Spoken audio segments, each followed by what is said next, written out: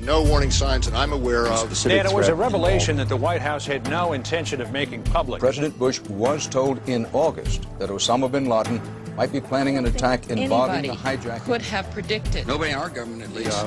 August 6th, PDD. I believe the title was Bin Laden determined to attack inside the United States.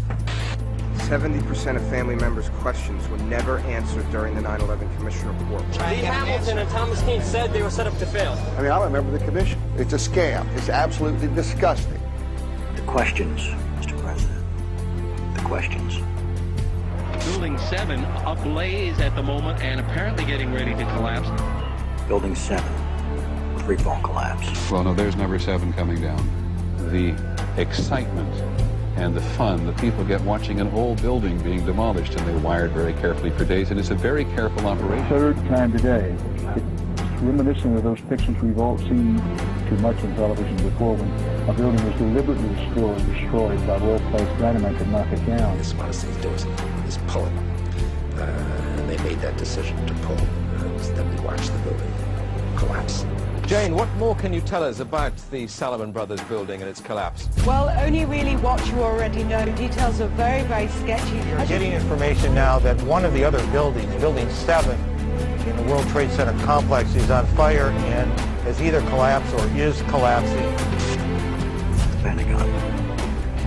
Vanishing airplane. My close-up inspection, there's no evidence of a plane having crashed anywhere near the Pentagon. The only site is the actual site of the building that's crashed in, and as I said, the only pieces left that you can see are small enough that you could pick up in your hand. There are no large tail sections, wing sections, a fuselage, nothing like that anywhere around, which would indicate that the entire plane crashed into the side of the Pentagon. Firefighters and police describing explosions. A lot of them.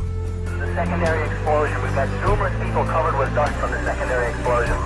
All white bullets that are popping out. It was if they had detonated. Yeah, detonated. They were planned to take down a building.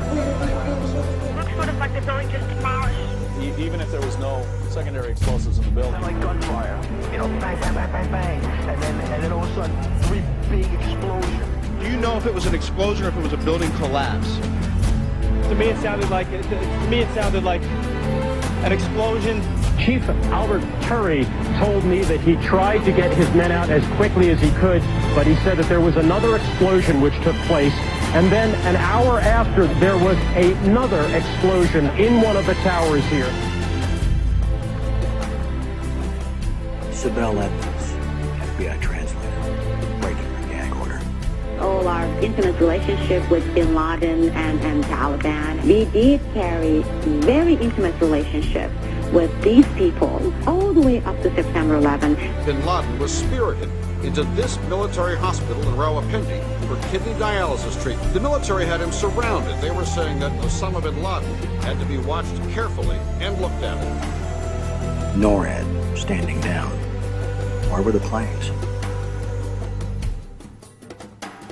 On now to one of the eeriest moments amid the carnage of 9/11. A mysterious plane was seen flying right over the president's residence. The E-4Bs over New York and Washington, otherwise known as the Doomsday Planes. It's never been officially explained. Cell phones working at impossible altitudes. Solicitor General Ted Olson receiving phone calls that the FBI says were never made. What happened during that call? This is the only information we have on these terrorists. She was able to call him twice. How she could pull that off, we don't know, but she did. These are the questions, Mr. President. These are the questions. They go on and on. Good afternoon, Mr. President. I come to you today representing the families of the victims of September 11th, as well as millions of my fellow Americans.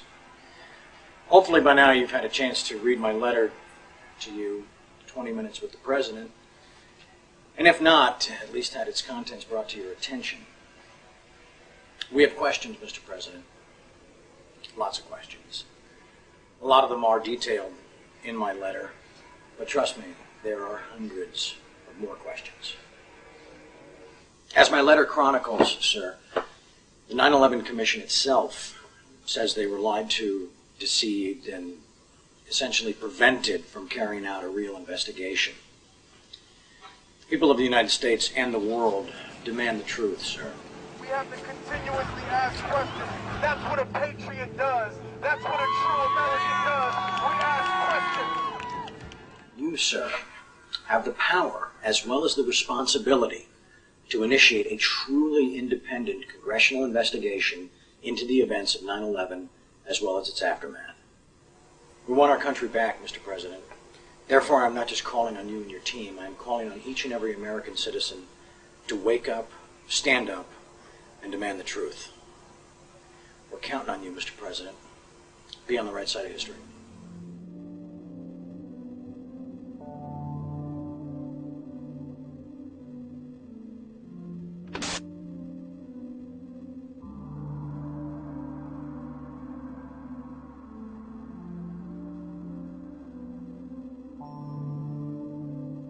Are you now saying that they weren't asking to block an investigation? An investigation must not interfere with the ongoing efforts to prevent the next attack.